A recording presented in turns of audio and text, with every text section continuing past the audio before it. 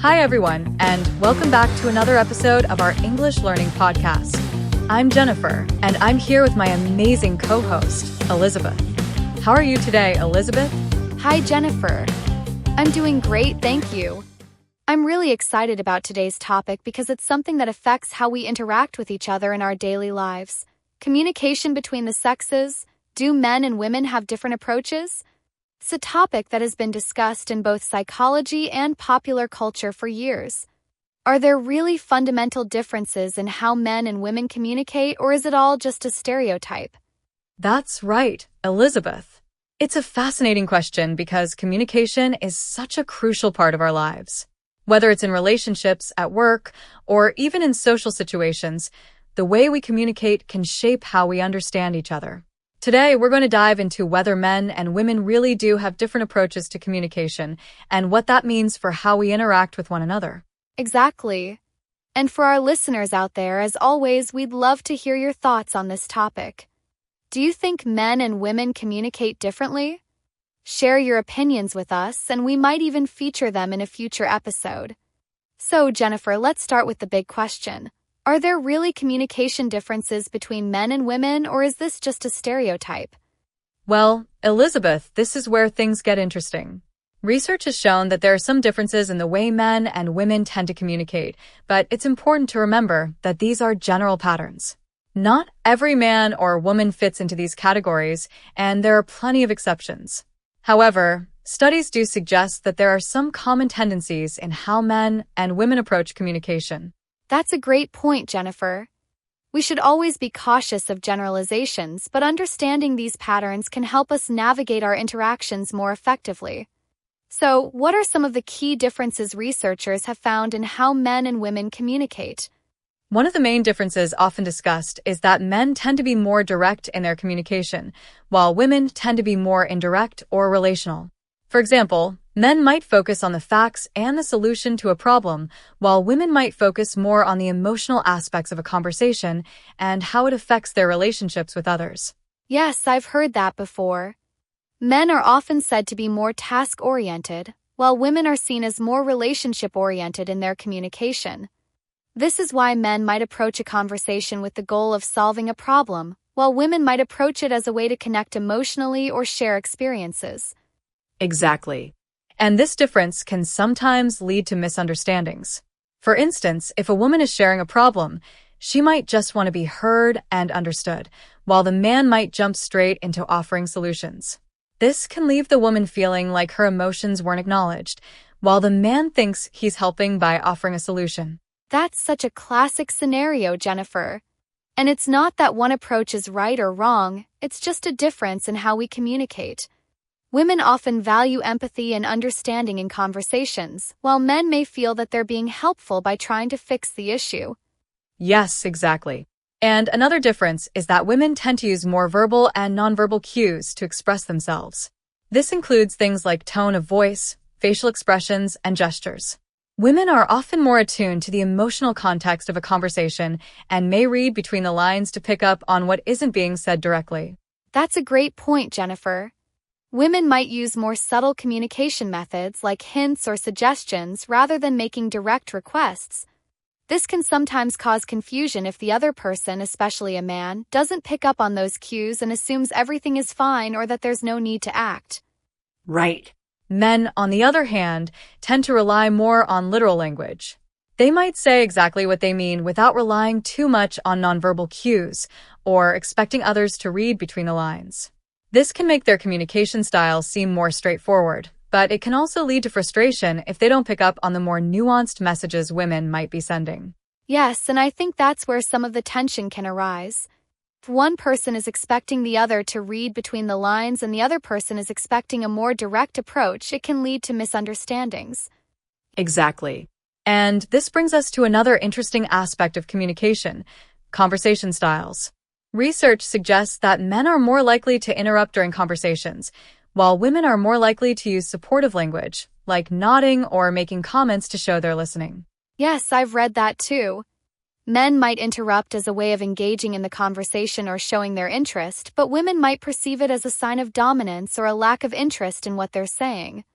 On the other hand, women might use more phrases like, I see, or that's interesting to encourage the other person to continue speaking. That's so true, Elizabeth. And because of these different styles, conversations between men and women can sometimes feel unbalanced. For example, if a man interrupts a woman, she might feel like her voice isn't being heard, while he might think he's just adding to the conversation. Exactly, Jennifer. And this difference in communication styles can also show up in group settings. Men are often seen as more likely to dominate a group discussion, while women may be more inclined to take turns speaking or encourage others to share their opinions. Yes, and in professional settings, this can sometimes create challenges for women who feel like they have to work harder to be heard. But it's important to note that not all men or women communicate this way. It's just a tendency that researchers have observed. That's such a good point, Jennifer. It's all about understanding these patterns and being mindful of how they affect our interactions. But I think it's also important to consider the social and cultural factors that shape how men and women communicate. What do you think? Absolutely, Elizabeth. Gender roles and expectations play a big role in how men and women communicate. From a young age, boys and girls are often taught to behave and communicate differently. Boys might be encouraged to be assertive and direct, while girls are often taught to be polite, nurturing, and accommodating. These early lessons can carry over into adulthood and influence how we communicate in our personal and professional lives. That's so true, Jennifer. And in many cultures, men are expected to be stoic and emotionally reserved, while women are expected to be more expressive and emotionally open. These societal expectations can shape the way we approach conversations and how comfortable we feel sharing our emotions. Exactly. Men might feel pressure to hold back their emotions or avoid showing vulnerability because they've been taught that it's not manly to do so. On the other hand, women might feel more comfortable expressing their emotions but might be criticized for being too emotional or overly sensitive. Yes, and these stereotypes can really limit how we communicate and connect with each other. It's important to recognize that both men and women can be emotional, rational, direct, or indirect, depending on the situation. It's not about fitting into a specific mold, it's about being authentic and understanding each other's communication styles. Exactly. And speaking of understanding, I think it's a great time to hear from one of our listeners. Let's take a call from someone who might have an interesting perspective on communication between men and women. Hi there, you're on the air with Jennifer and Elizabeth. What's your name and where are you calling from? Hi, Jennifer. Hi, Elizabeth. My name is Mike, and I'm calling from Seattle, USA. I've been listening to your podcast for a while now, and I love today's topic. I wanted to share my thoughts on how communication can be different between men and women, especially in relationships. Hi, Mike. Thank you for calling in. We'd love to hear your perspective. What have you noticed about communication between men and women in relationships? Well, I've noticed that in my own relationships, I tend to focus more on solving problems, while my partner tends to focus more on talking through emotions. I used to get frustrated because I thought the goal of the conversation was to fix the issue, but then I realized that sometimes she just wants to be heard and doesn't need a solution right away. That's such a great insight, Mike. It sounds like you've learned to adapt your communication style to better match your partner's needs, which is really important in relationships. Yes, exactly. I think the key is learning to listen without immediately jumping to offer solutions.